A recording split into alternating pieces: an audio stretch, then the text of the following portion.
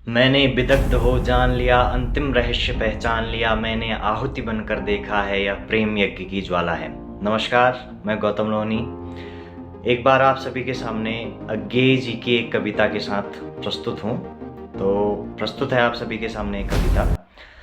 मैं कब कहता हूँ जग मेरी दुर्धर गति के अनुकूल बने, मैं कब कहता हूँ जीवन मरुनंदन कानन का फूल बने, कांटा कठोर है तीखा है इसमें उसकी मर्यादा है, मैं कब कहता हूँ वो कटकर प्रांतर का ओछा फूल बने।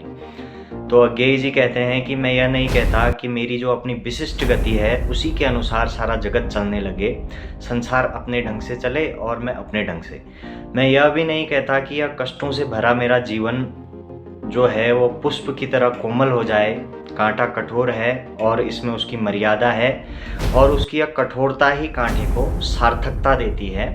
कांटा कभी नहीं कहता कि वह छोटा होकर किसी वृक्ष का तुच्छ सा फूल बन जाए।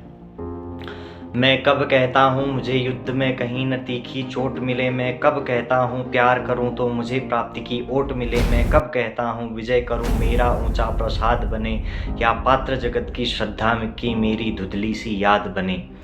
पथ मेरा रहे प्रशस्त क्यों विकल करे यह चाह मुझे, नेतृत्व न मेरा छिन जाए क्यों इसकी हो परवाह मुझे, मैं प्रस्तुत हूँ चाहे मेरी मिट्टी जनपद की धूल बने, फिर उसी धूली का कण कण भी मेरा गतिरोधक शूल बने। कवि कहते हैं कि मैं यह नहीं कहता कि जो जीवन रूपी संग्राम है उसमें मुझे कभी भी पराजय का सामना न करना पड़े। यदि मुझे किसी से प्रेम हो जाए तो मैं यह उम्मीद नहीं करता कि वह भी मुझे अत्यधिक प्रेम करे। मुझे यह कामना भी कभी न सताए कि जिन लोगों का अगर मैं नेतृत्व कर रहा हूँ, अगर वो नेतृत्व मुझसे छिन जाए तो उसमें मुझे बेचैनी हो। ऐसा भी कभी नहीं कहता है। मैं अपने कर्म पर निरंतर आगे बढ़ते रहूं, और यदि मैं बिखर कर आम रास्ते की मिट्टी भी बन जाऊं तो तब भी मुझे यह स्वीकार है कि मेरी देह की उस मिट्टी का एक एक कण भी मेरी राह को रोकने वाला कांटा बन जाए तो वह चुनौती भी मुझे स्वीकार है। ऐसा कवि कहते हैं। अपने जीवन का रस देकर जिनको यत्नों से पाला है, क्या वह केवल अवसाद मलिन झरते आंसू की माला है। वे रोगी होंगे प्रेम जिन्हें अनुभव रस का कटु प्याला है, वे मुर्दे होंगे प्रेम जिन्हें सम्मोहनकारी हाला है। अब देखिए, बड़ी खूबसूरत लाइन है। अज्ञेय जी कह रहे हैं, एक माँ बोल रही है अपने जीवन का रस देकर जिनको यत्नों से पाला है, यानी मैंने जिन बच्चों को अपने दूध पिला रखा है, क्या वो केवल शोकग्रस्त रहने के लिए बने हुए हैं इस जीवन में। यह जीवन केवल चिंताग्रस्त नहीं है।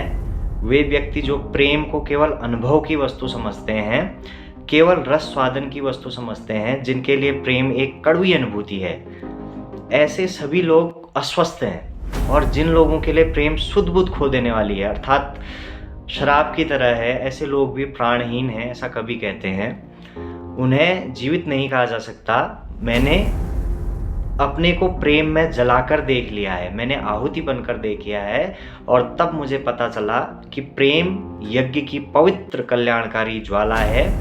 मैं इस बात का उद्घोष आकाश की ऊंचाई पर चढ़कर करता हूँ कि यदि मेरी आवाज़ को, यदि कोई मेरे इरादे को धूल की तरह भी कुचलना चाहे तो मैं आधी का रूप धारण कर लेता हूँ। मैंने विदग्ध हो जान लिया, अंतिम रहस्य पहचान लिया, मैंने आहुति बनकर देखा है, यह प्रेम यज्ञ की ज्वाला है। मैं कहता हूँ, मैं बढ़ता हूँ, मैं नभ की चोटी चढ़ता हूँ, कुचला जाकर भी धूली सा और उमड़ता हूँ। मेरा जीवन ललकार बने, असफलता की ऐसी धार बने, इस निर्मम रण में पग पग का रुकना ही मेरा वार बने। भवसारा तुझ पर है स्वाहा, सब कुछ तप कर अंगार बने, तेरी पुकार सा दुर्निवार मेरा यह नीरव प्यार बने। मेरा यह जीवन उद्घोष बन जाए, सोए हुए लोगों को जगाने का काम करे। मेरी असफलता मेरे लिए तलवार की धार बनकर सामने आए, और मैं और अधिक सचेष्ट होकर पराक्रम करूं। यदि मैं इस जीवन संग्राम में एक पग भी रुकूं कहीं पर, तो यह रुकना मेरे ऊपर प्रहार बन के टूट पड़े।